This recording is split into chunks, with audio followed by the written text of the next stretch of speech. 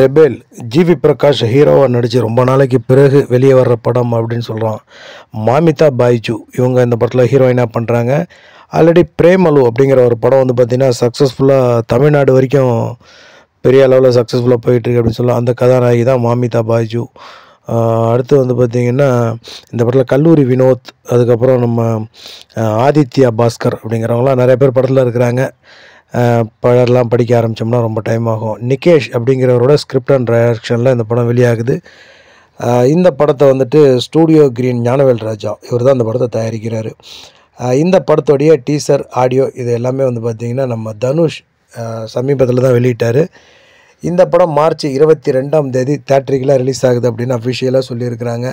எந்த மாதிரியான கண்டென்ட் அப்படின்னு சொல்லி நம்ம விசாரித்து பார்த்ததில் காலேஜ் ஸ்டூடெண்ட்டுக்கும் அரசியலுக்கும் உள்ள பிரச்சனைகளை வச்சு இந்த படம் பண்ணியிருக்கிறாங்க.